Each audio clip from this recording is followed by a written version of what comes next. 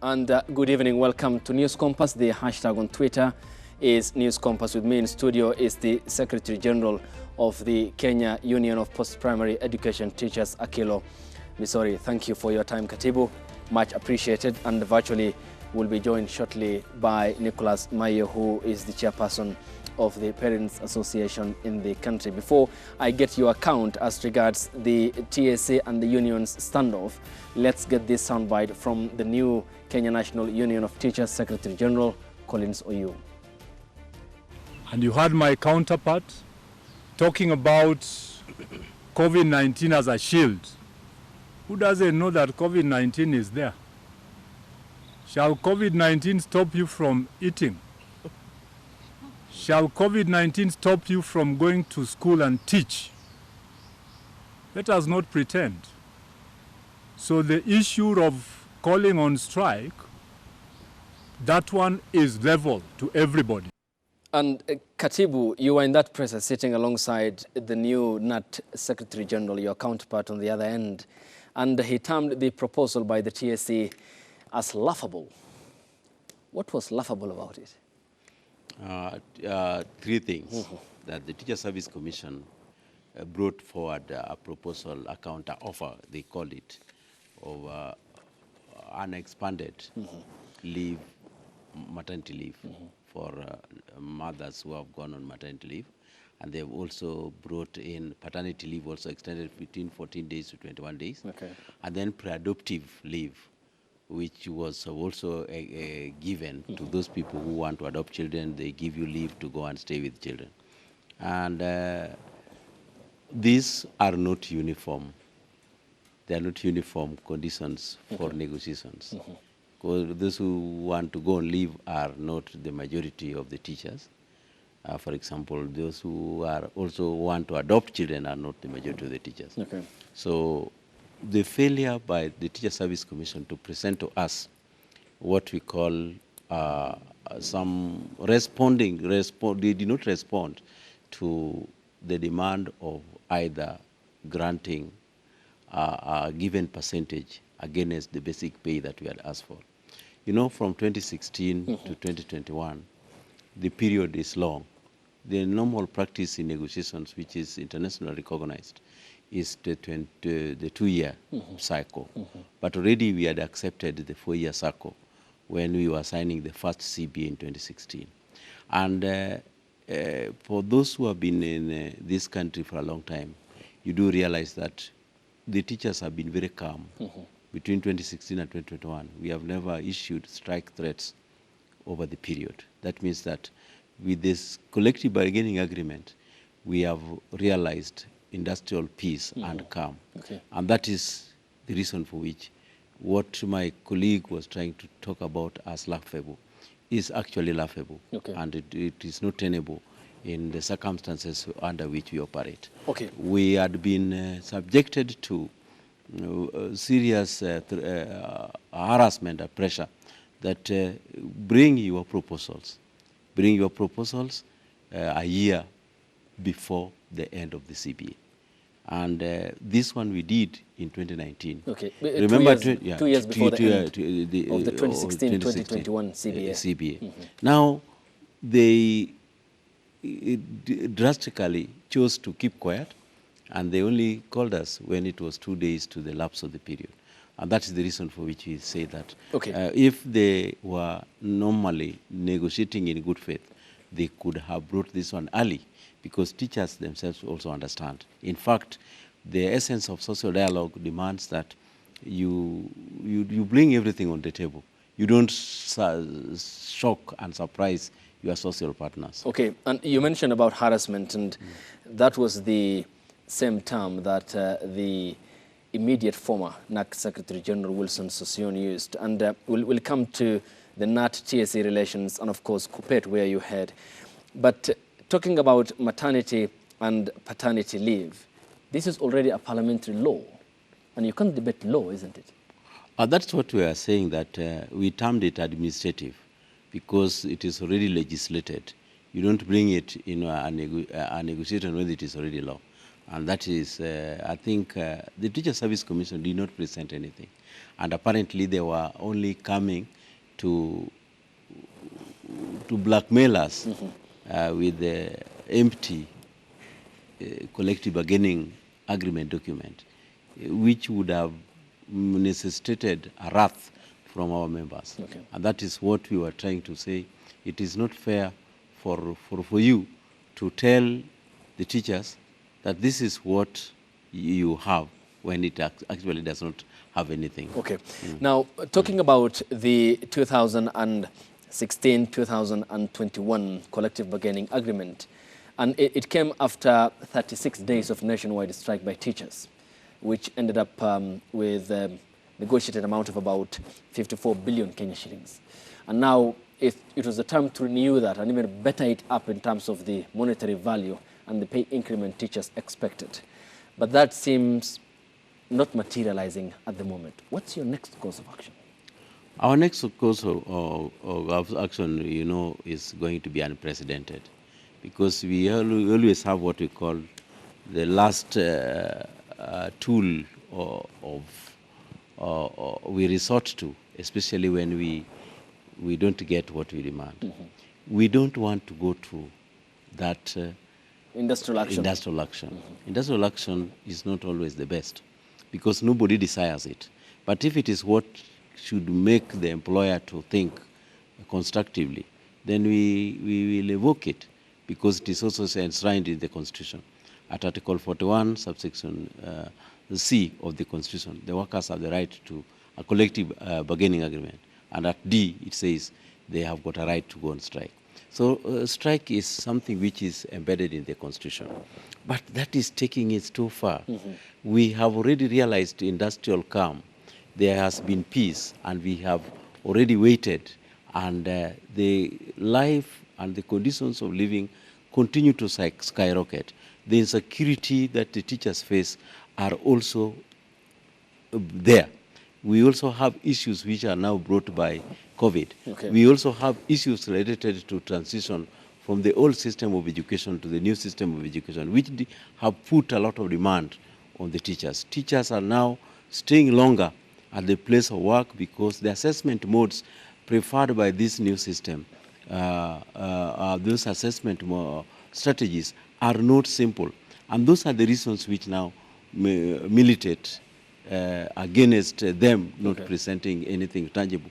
That's why we are saying, why don't they bring, even if it is 2%, so that we can negotiate? Why don't they even structure the promotional models? Because the 2016-2021 package, one thing is that it identified the principals of schools, heads of institutions, and senior management of the teachers. Okay. But the ordinary teacher who bear the brunt of the heaviest duty and responsibility of duty at school were not given tangible or something commensurate with their effort. Okay. So this is what we expected. And we were ready even to have a promissory agreement that instead of coming to flatten and telling us that there is no negotiations, they could have come and said, no, we know very well that in 2 years the economy shall have picked maybe to the level which is manageable. Okay. You accept to sign this document so that you can go home and wait in patience. But this one did not happen. Okay. So that is the reason for which, if anything bad happens after they fail to give us something which we agree with, then it will be something very bad. Okay. It is not the unions or the teachers to blame in this matter. Okay, which is, according to you, consequential, but nonetheless is a path that you say at the moment you're not going to pursue. Now, the Teacher Service Commission Chief Executive Officer Nancy Macharia said that SRC gave an advisory that there would be no review of the basic salary structures, allowances and benefits paid public sector in the financial year 2021-22, 22-23. It affects civil servants.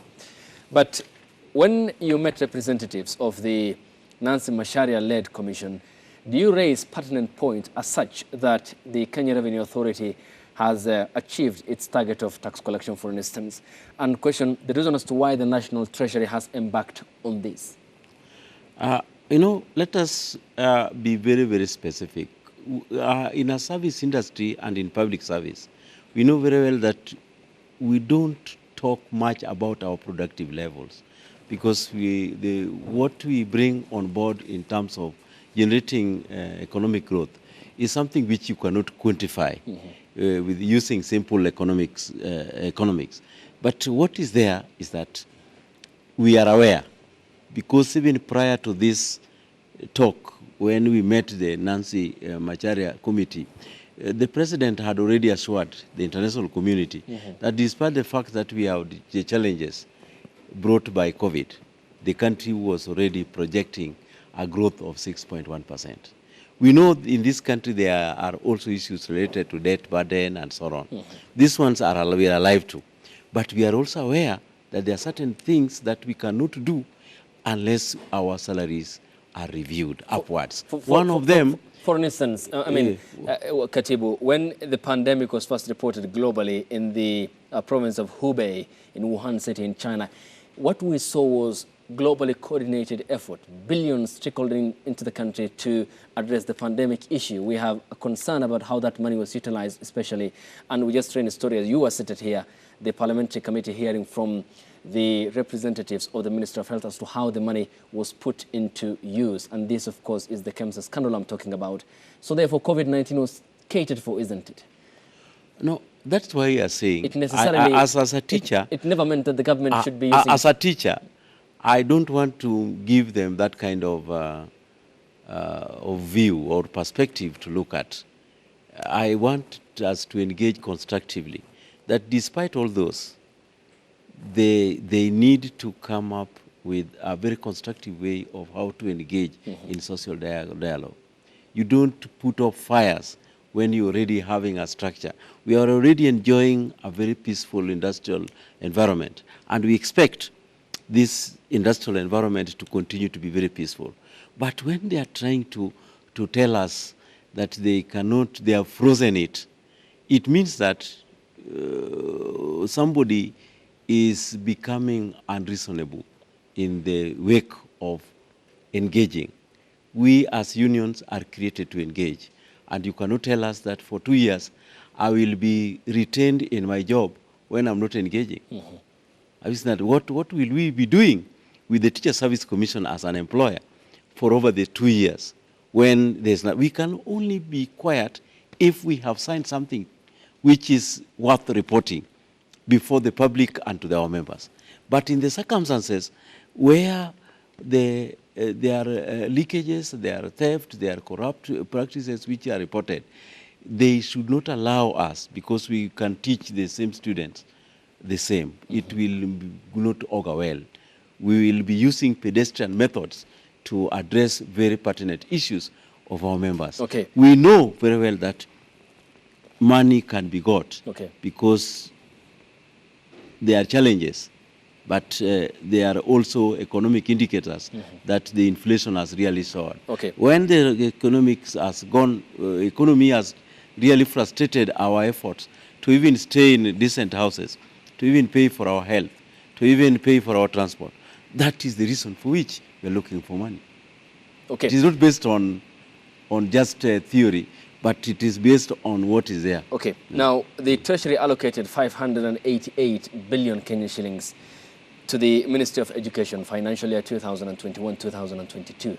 And you recently, in a press conference, said that KUPPET, where you serve as the SecGen, is reluctant to entertain a collective bargaining agreement with no monetary benefits. That isn't forthcoming. So what's the way out? Because you seem to be discontent, as says the NUT Secretary General Collins Oyu. I think the writing is on the wall. We will pursue all avenues to guarantee us anything which will come from the government and from Teacher Service Commission as an employer.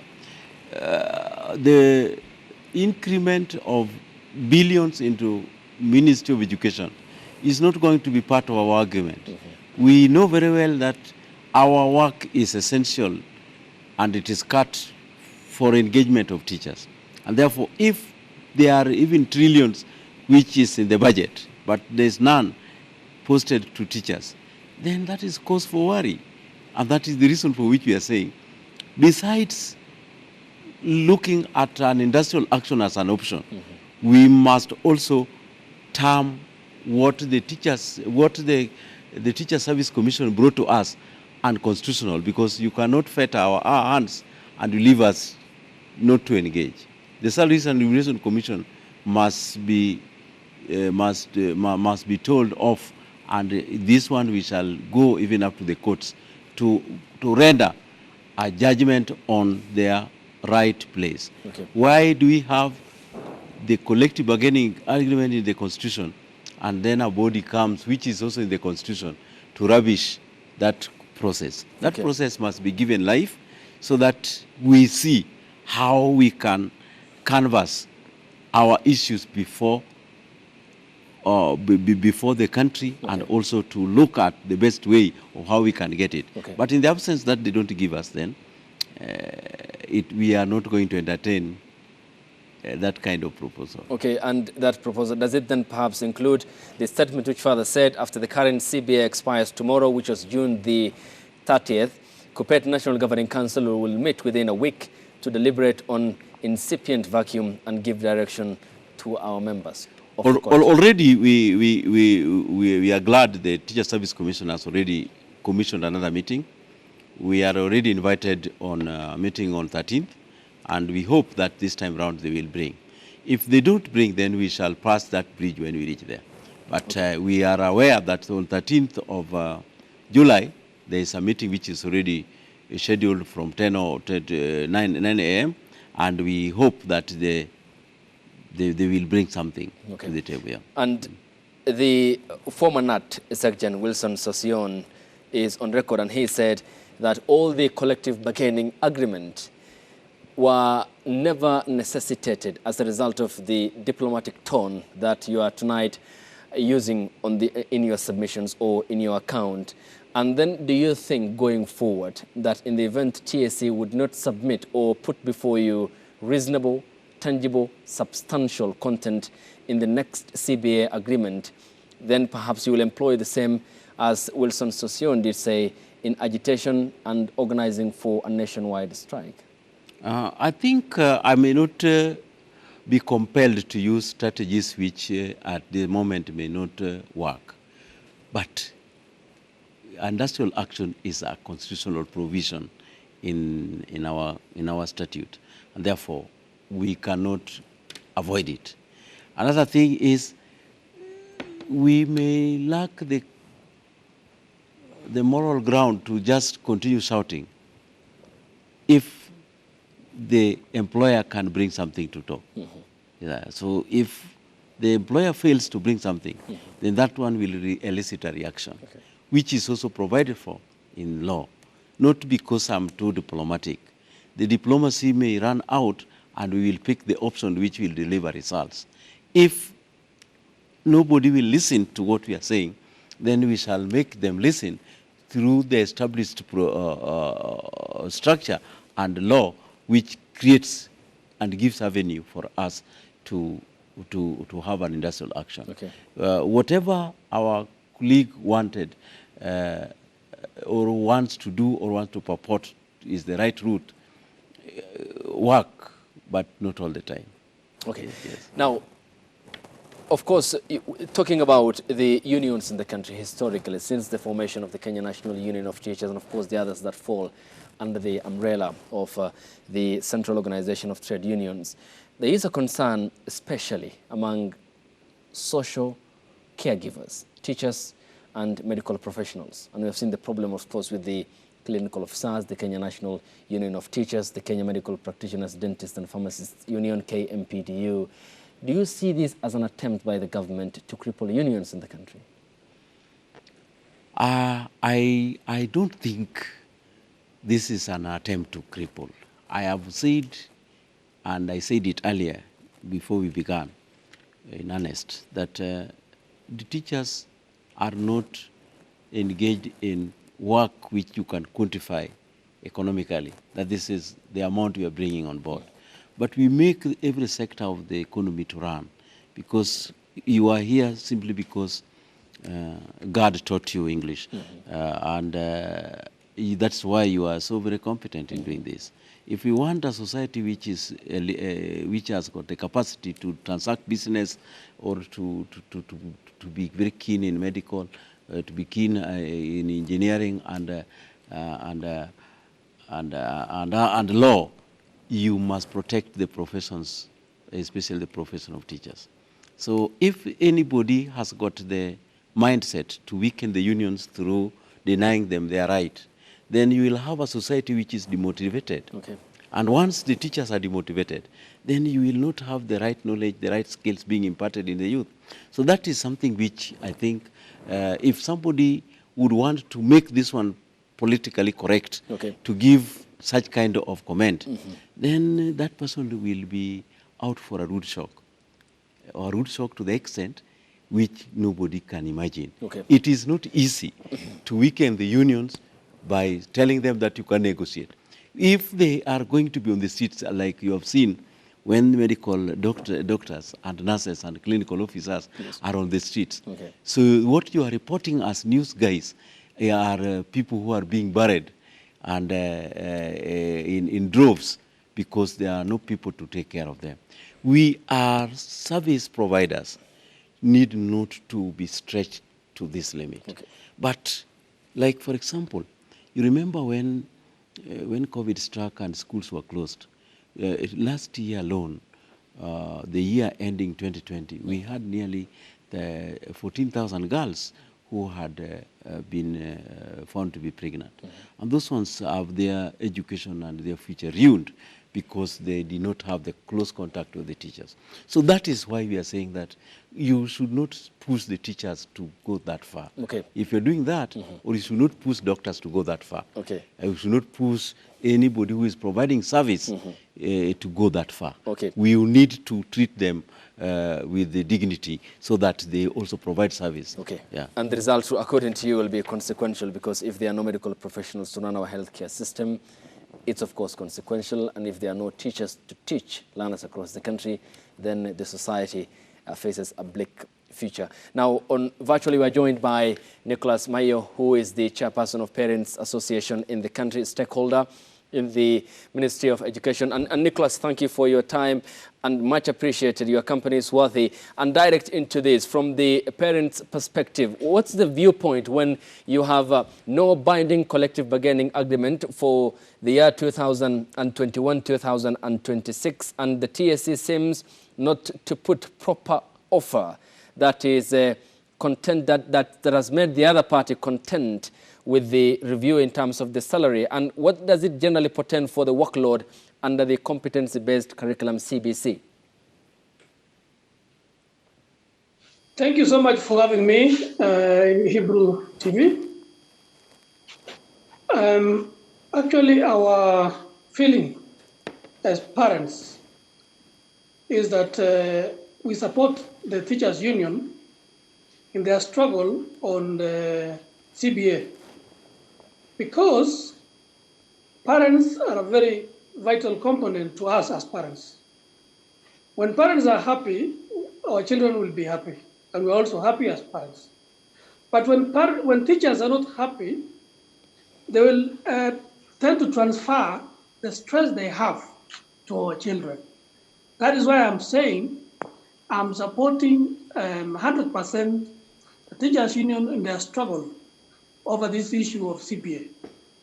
I don't know what actually is the problem, is the real problem between the unions and TSC. I remember when TSC was still under the Ministry of Education.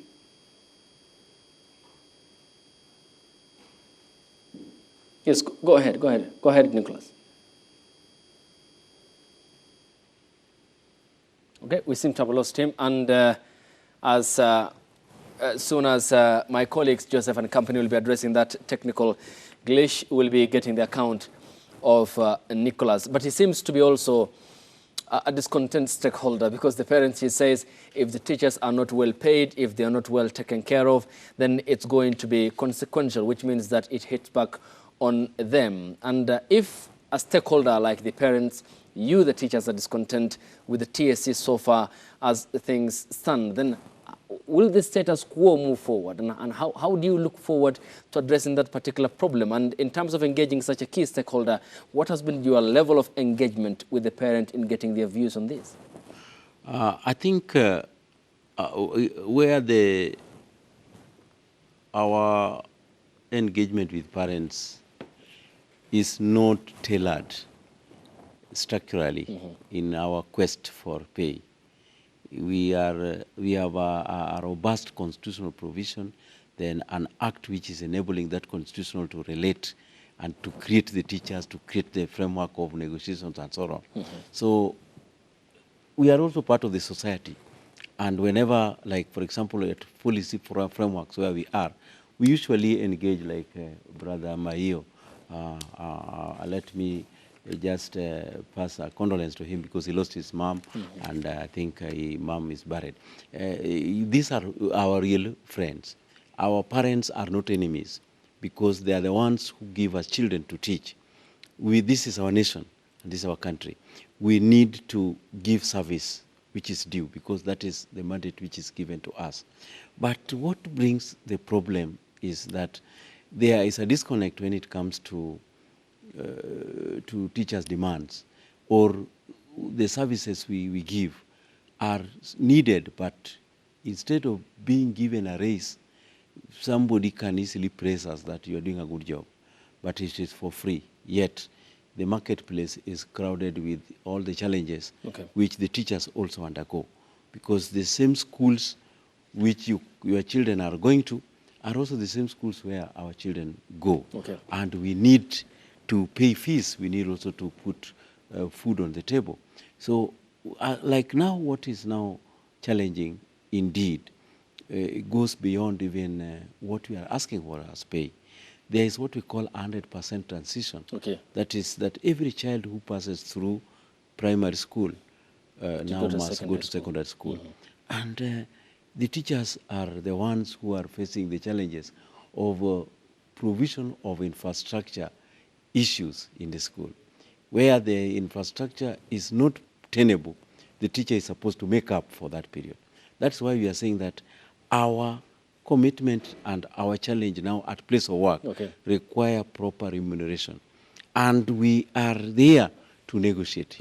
If the teachers do not have a representation or representative to negotiate for them, you would find that one is a real challenge. Yes. Now, you mentioned that, and we look forward to that negotiation and, of course, an outcome that perhaps will suit all the stakeholders, including the likes of Maio and company. And let's now roll this over to the impact it will have on the schooling system in the country. And in the statement, your father said that a pay rise that would cushion teachers against inflation and the burdens of increased workload under the competence-based curriculum, CBC. Definitely you will need manpower and you will need expertise in rolling out the competence-based curriculum, and you still are in the negotiation process. Looking forward then, how easy or how hard will this rolling out of the CBC be for tutors? One thing which should be taken into context is that the teachers themselves are not all moving to negotiate with Teacher Service Commission. There's the representation, and that's where the union is. We have the Kenya National Union of Teachers, we have Kenya Union of Special Needs, and we also have KUPPET around. So these people are the ones who are negotiating on behalf of others. If there are promises that these talks are not the way they are moving currently, then the teachers will not have issues. They will be patiently waiting for the conclusion of the talks and maybe getting what is coming from the talks. Then they will just work. But if nothing is coming from there, so you will deal with demotivated workforce and with all the challenges of the new curriculum, with all the challenges of understaffing in our schools, with all the challenges of 100% transition. You can see now we will not have quality of work. So we'll be having number of schools in existence. We'll also have teachers appearing to be going to school, but they are doing very little to transform the lives of the learner in this account. Which again speaks to a better coordination between key stakeholders, including you. And then let's come to the year that was punctured by the pandemic, 2020. And it not only affected the economy, but also it led to the shutting down of learning institutions across the country. After 9 months, we reopened. But given what happened over time, has COVID-19, from your perspective as a teacher and as an organization, KUPPET, laid glaringly the deficiency in our schooling system in the country in terms of infrastructure and in terms of the knowledge? Let me just say that the COVID-19 did not only affect learning, but all the other aspects of life of Kenyans, but even the world over, because it also revealed to us that even the most revered economies like the US, the UK, or even China or India, they fell victims of this pandemic.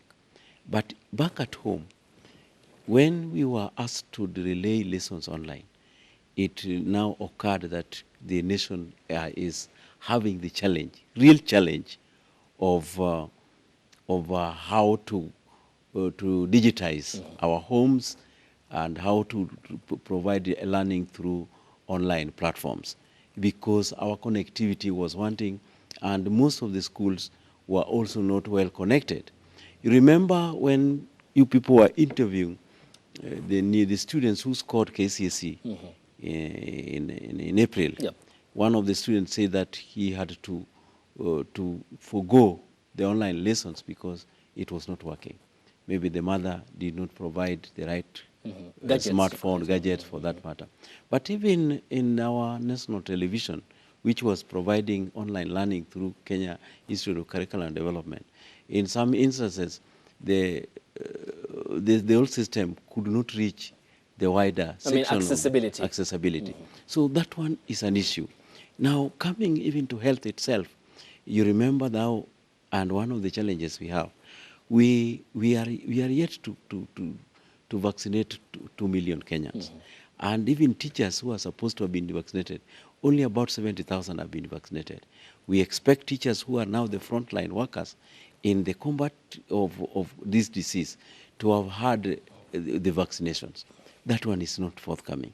So it shows that we as a nation need to rethink our mindset on our investment in education, how we want to make learning real in the absence of real face-to-face learning. Because like I was attending a meeting, and a meeting in Parliament, and I realized that even our National Assembly does not have the right portal to conduct meetings. So you realize that almost all aspects of our life was being negatively impacted on the and has been shown to have want in the wake of COVID. So these are things which are there, but so schools have no option.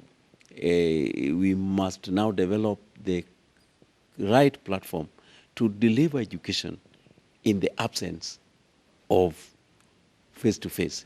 My brother, let me just tell you, the adoption of technology. Technology must be there. Like, for example, a friend of mine who is in US, UK, told me that, and in fact, some Kenyans who are admitted as first-year students at Oxford University, for all first years of any course, were going to class online. So it is no option. We have to. You have to use technology. You have to use technology. Yes. But as you mentioned that, because it's very important, the adoption of technology, and the government of the day did pledge to roll out laptops for class 1 pupils when it came to power in 2013. And when the pandemic first broke out in the country and the first case was recorded, it was almost 8 years, which meant that a class 1 pupil would be sitting for his KCPE and the laptop would be helpful. That never happened. Do you blame the policymakers? You know, Kenya is known to even have one of the most robust research protocols you can imagine.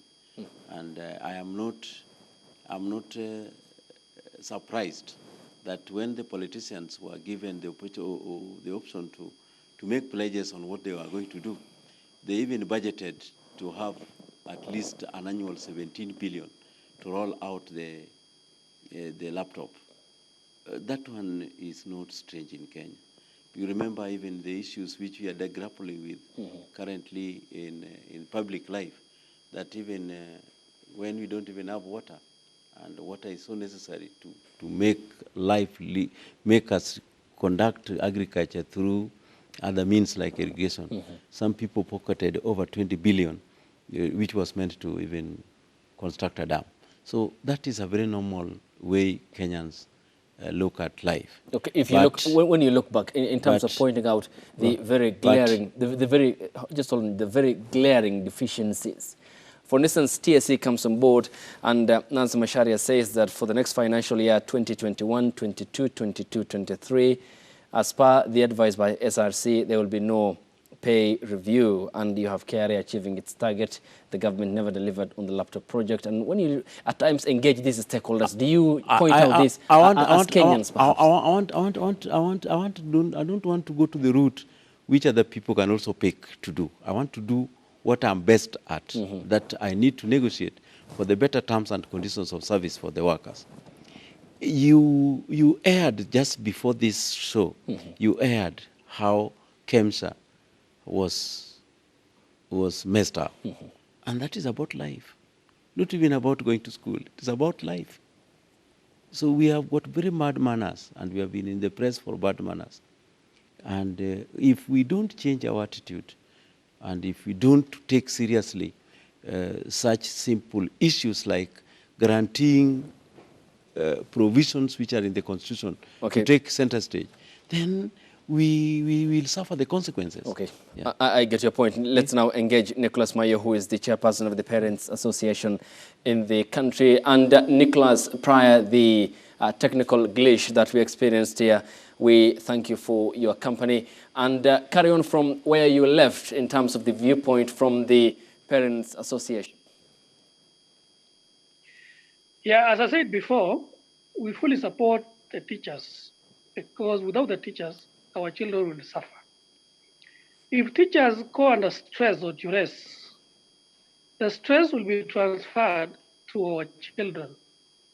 And because we don't stay with our children for more than the teachers, it is actually the teachers who stay with our children more than us parents.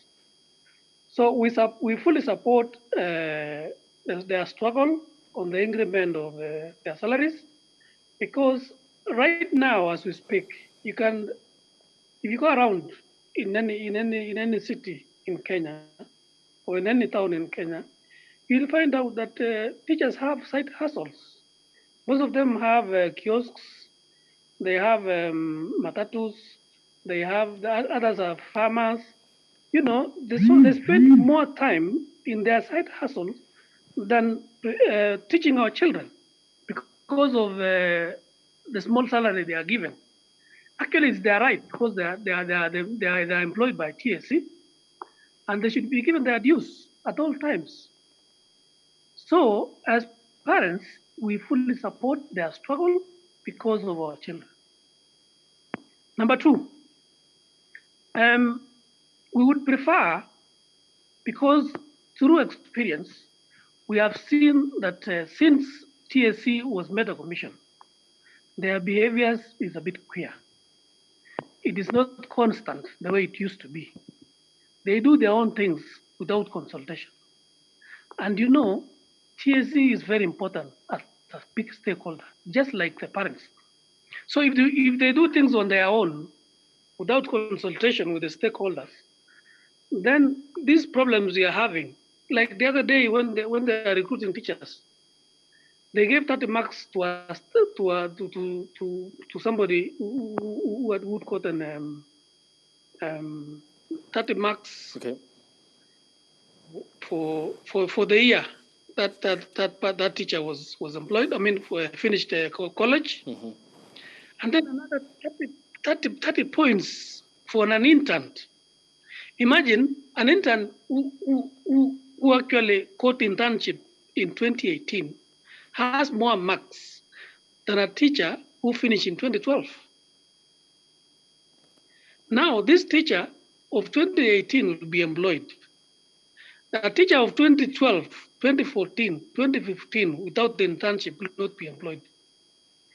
And I think if teachers were consulted on this, we will not have these problems. Okay.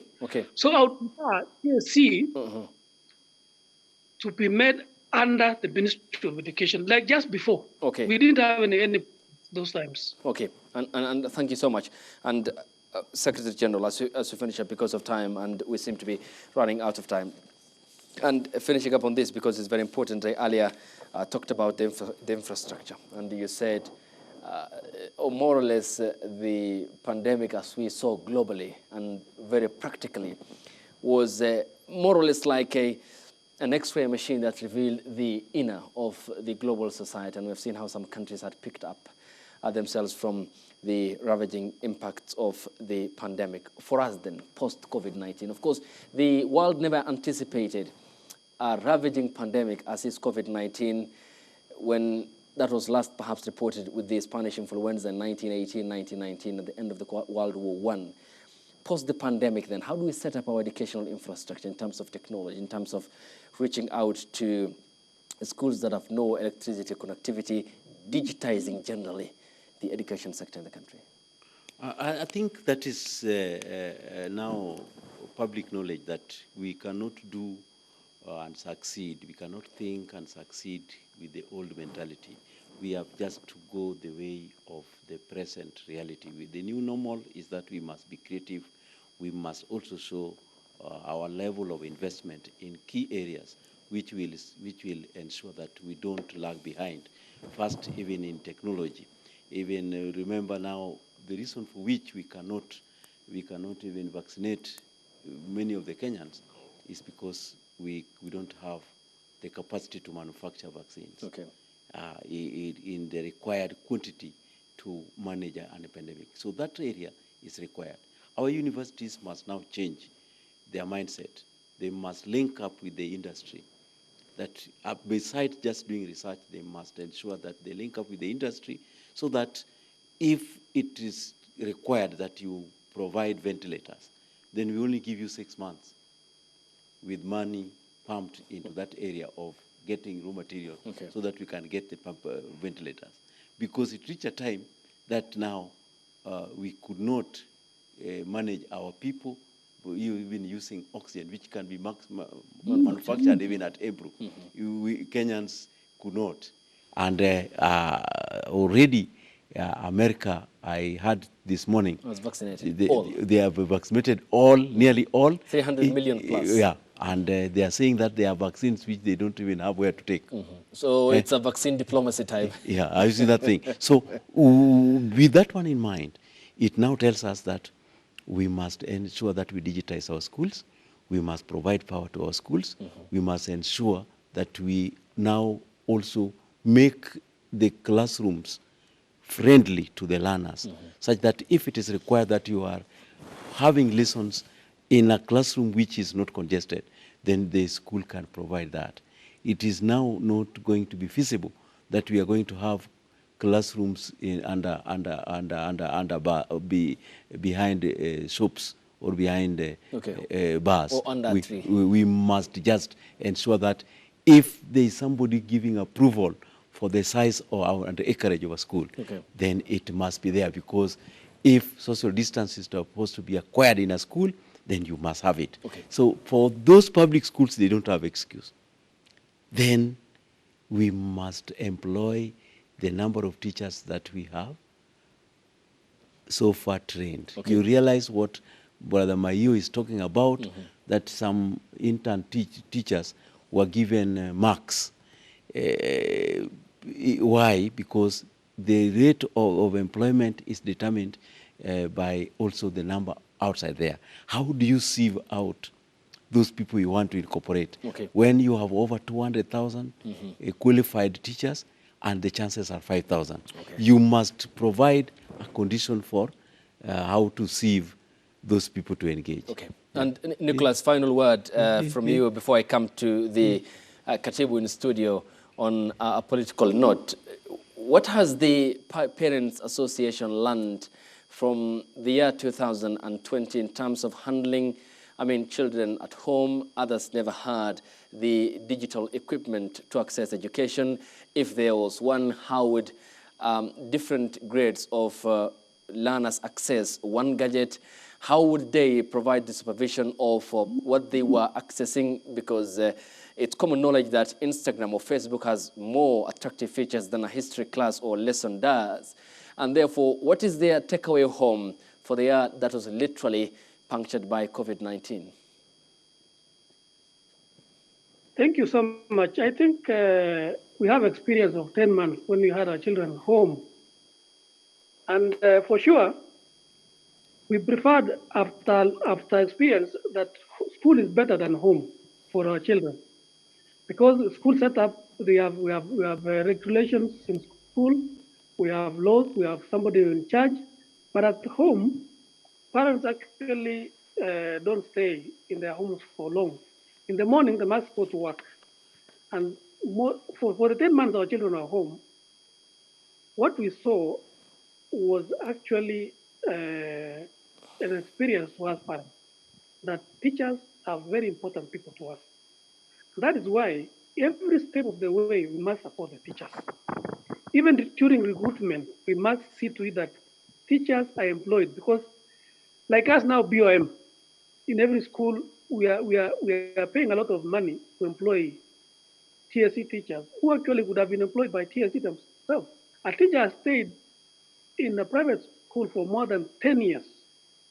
And an intern who has just stayed for only 2 years is employed by TSC. What sort of criteria did TSC use? Because they are doing it on their own. If they call all the stakeholders, like the way the Ministry of Education is doing, then we will realize more good than what we are seeing now by TSC. On ICT, for example, when the ministry said they'll provide laptops, like the way you said to our children, we don't know what happened. And this is Kenya. You know, anything can happen to us in Kenya. But we preferred that when should be in school and all the gadgets should be provided in school than our homes, because parents, only 30% can afford those gadgets. Otherwise, 70% cannot afford. Okay, thank you. And Katibu, to you, you have started a new, fresh tenure as the Secretary General of the Kenya Union of Post-Primary Education Teachers, KNUT, which will expire in 2026. And my producer and I were talking this evening, and there are talks of you going for the gubernatorial seat in Homa Bay County. Those ones are reportedly. Those are the issues which are now coming up, because when you come from a village, they also have their criteria of assessing how leadership prowess and capacity.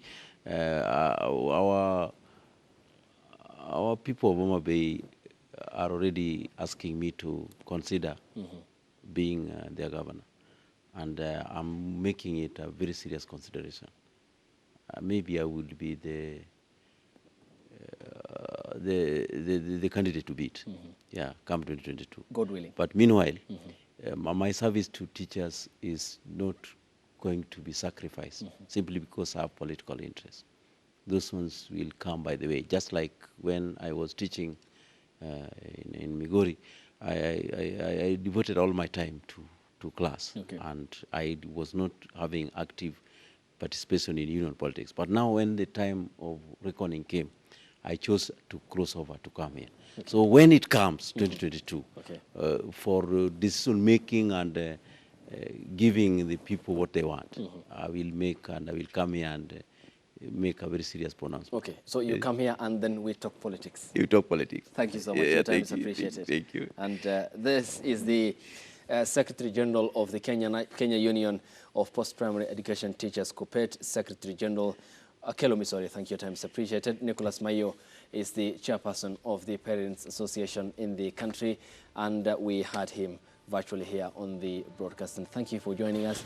We'll see you next week at the same time here on the broadcast. Bye-bye.